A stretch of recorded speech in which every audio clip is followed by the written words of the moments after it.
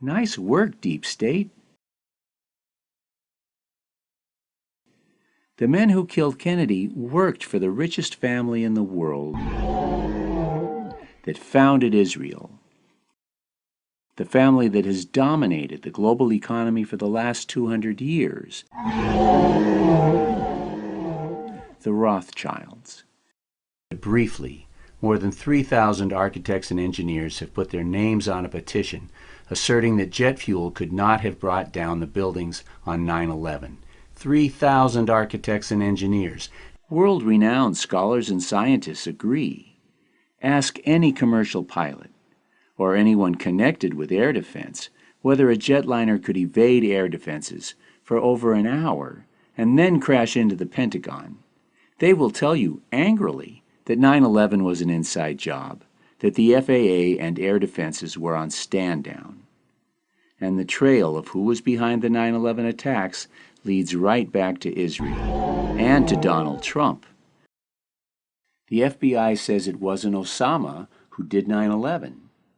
No one anymore even bothers to say it was Saddam. So who did 9/11? Professor Stephen Jones, a world-class physicist and the leading expert at analyzing samples to detect their chemical composition, found massive amounts of the explosive thermite in the dust at the World Trade Center.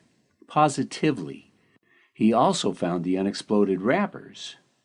So the attacks had to have been carried out by some powerful, well-connected group with access to massive explosives and to the buildings. 3 rabid Zionist billionaires controlled the World Trade Center at the time of the attacks: Larry Silverstein, Frank Lowy, and Louis Eisenberg. 2 vans, one full of explosives and the other with explosive residue, were stopped by police on 9/11, and the Israeli intelligence operatives inside the vans were arrested by the FBI because they had been seen dancing as the towers fell, and especially because there was explosive residue in their van, and because at least 2 of them were on the FBI's list of Israeli spies to keep an eye on. I think we can fairly infer that these are some of the guys who delivered the explosives that were massively placed in the buildings. Within a week, the Israeli company that owned the vans, Urban Moving Systems, simply evaporated, the owners reappearing sometime later in Israel. And the operatives from the vans were allowed to leave the country and flee back to Israel because who made that decision to let the prime suspects go? Well, as Assistant Attorney General at the Department of Justice, Michael Chertoff helped trace the 9/11 terrorist attacks to the Al-Qaeda network, which is strictly bull, right? Al-Qaeda did not order the military to allow those planes to fly around for an hour. And Chertoff, without question, supervised the release of the most likely suspects ever arrested in the case. Chertoff is a citizen of Israel and a rabid Zionist. Democracies don't go to war easily, and they usually debate and argue before they do.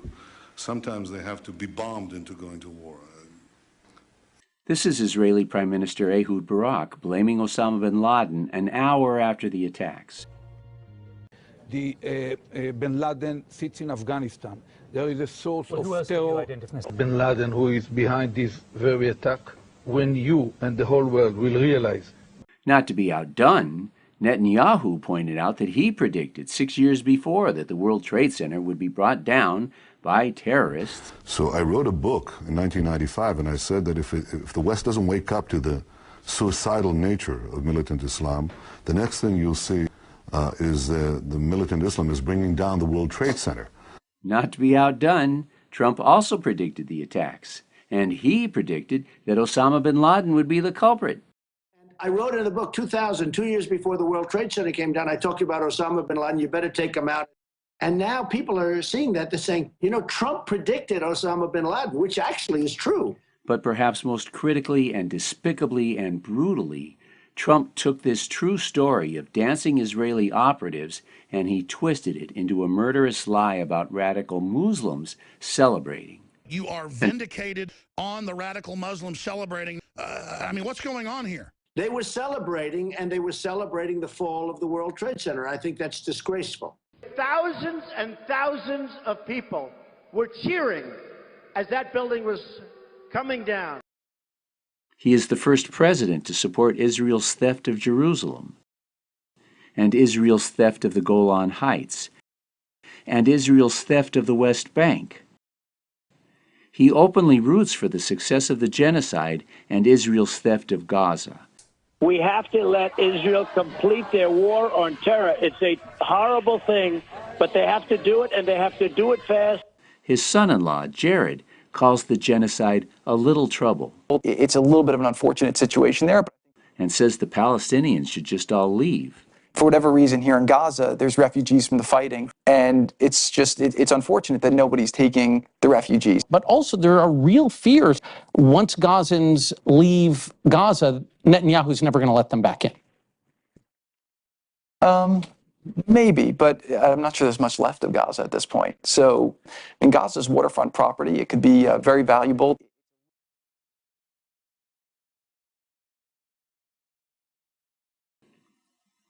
The Rothschilds, the founders of Israel, are the deep state. They are the reason that Israel seems to be able to control Britain and the U.S. This little tail somehow wags these two much bigger dogs. The Rothschilds are big oil, big banking, big pharma, big boom, and the global media lying to us about it all. They are AIPAC, and Israel is their flagship.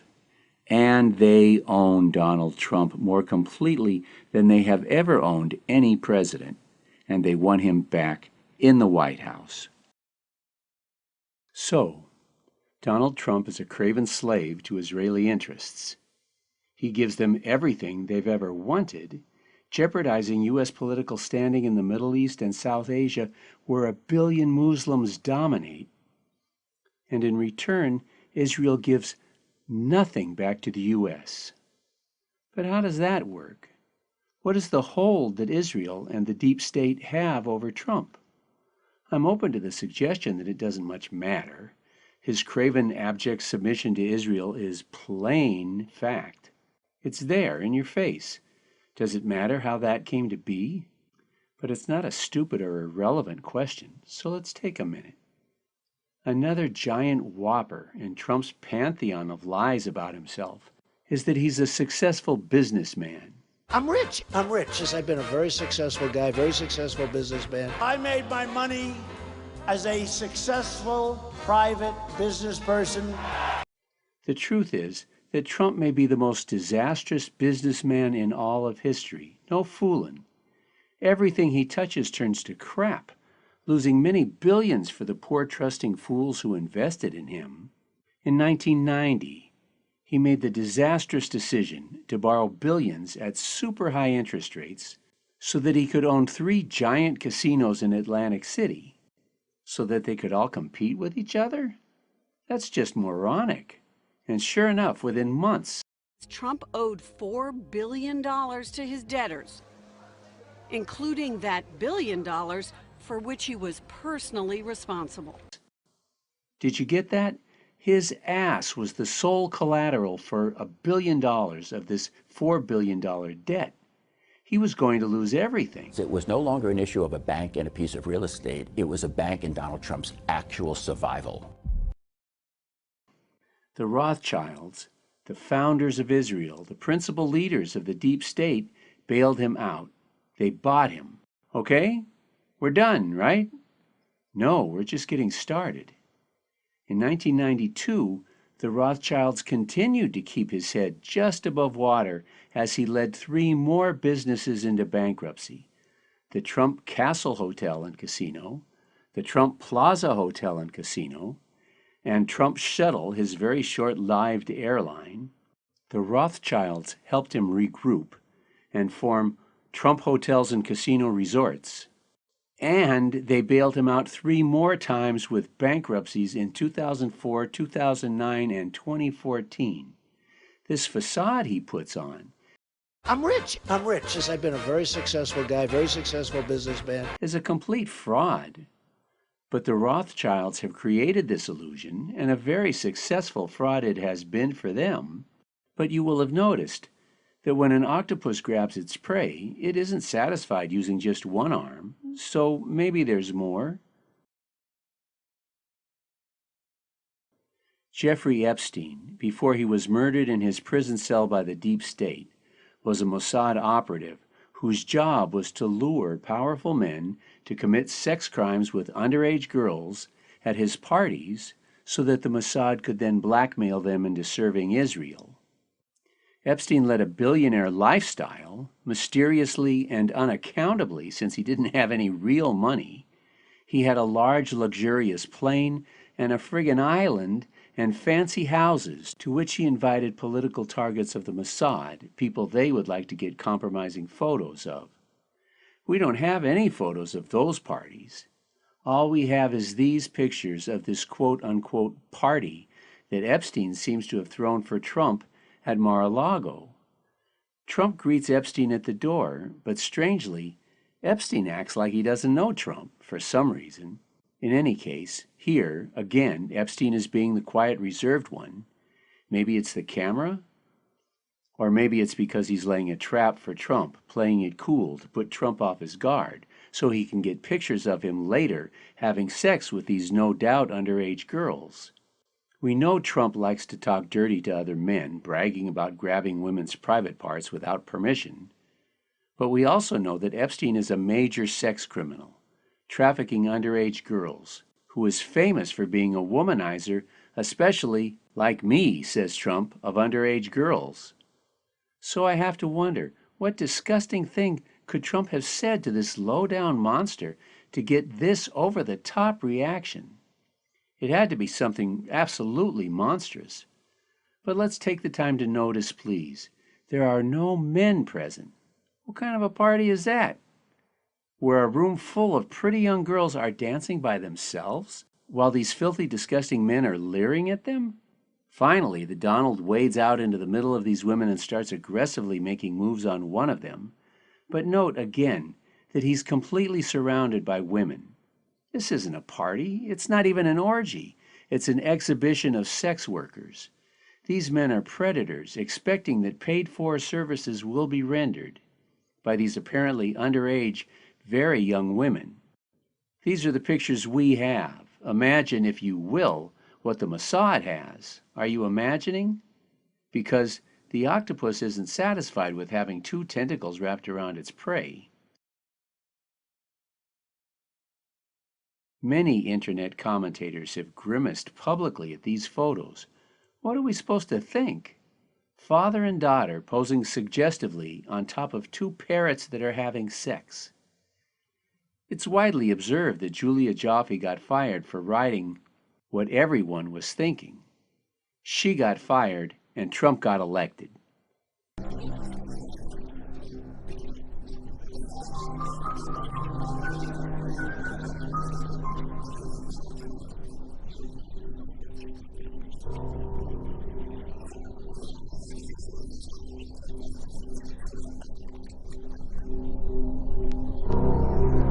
Your daughter. She's beautiful. Can I say this? A piece of ass. Yeah.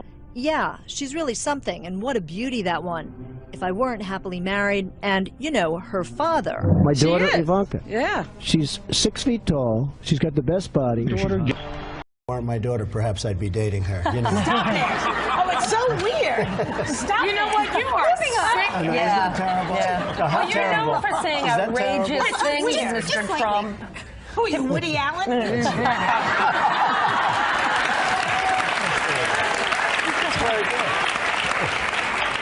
What's the favorite thing you have in common with your father?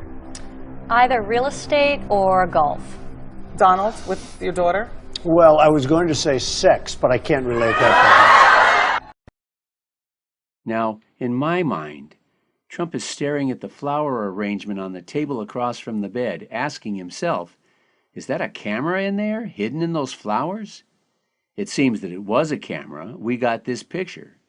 No doubt, Mossad has a copy of the tape, and Putin has the original.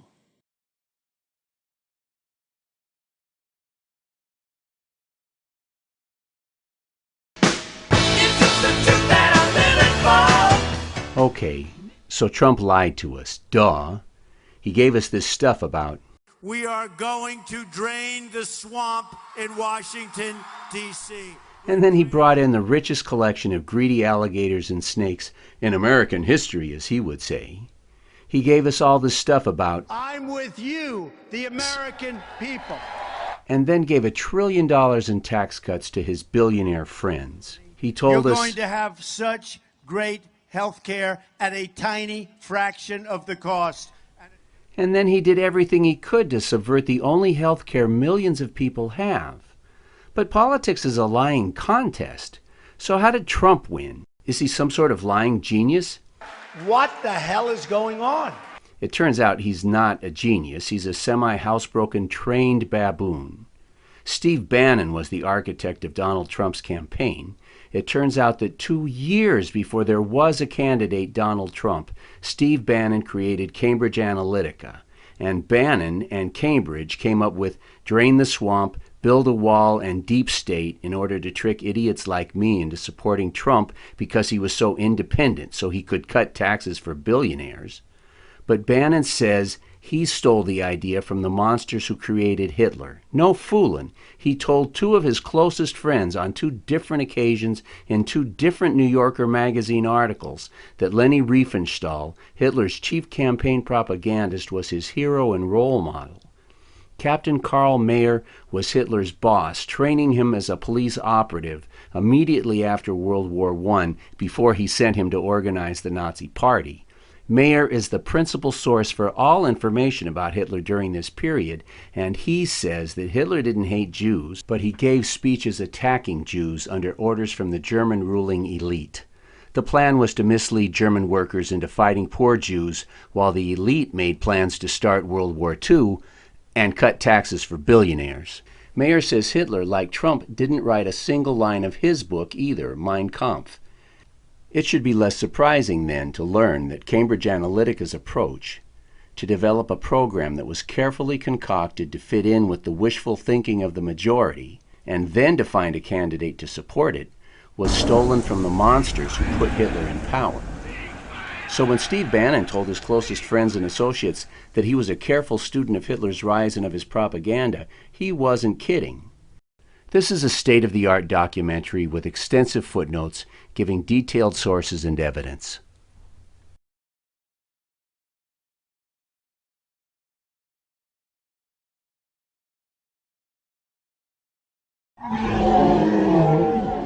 This needs to be a 2-hour documentary at least, but let's see how many pins we can knock down and how much dust we can stir up in a couple of minutes. As you'll see in the next bit, the JFK assassination is my home court. I've been stomping those grounds for 50 years, and not for nothing. I can prove that George H.W. Bush was arrested that day as a shooter. His CIA office mate, E. Howard Hunt, was arrested behind the grassy knoll where the fatal shot was fired from. Both worked for Averell Harriman, the richest man in the United States, but Harriman was only a junior partner in 1963 to the financial giant Brown Brothers, which had been acquired by the Rothschilds in 1837, 197 years ago. Brown Brothers was perhaps the largest bank in the U.S. at the time, representing a huge portion of the entire wealth of the United States, and the Rothschilds acquired them. But they had swallowed a much bigger fish 12 years before when they took over the Bank of England. And for the last 197 years, they have been adding to this wealth and to their domination of the U.S. and world economies. The Rothschilds are the richest, most powerful, most evil banking empire in the history of the planet. They ran Auschwitz. They are big oil. They are big pharma. They are the international military-industrial complex. They profit from every weapon made in the U.S. or Europe or England. So they promote war, and of course, they murder peacemakers. Bad people. Their purchase of Donald Trump in 1990 was a minor acquisition. I consider, then, this estimate of the Rothschilds' domination to be conservative.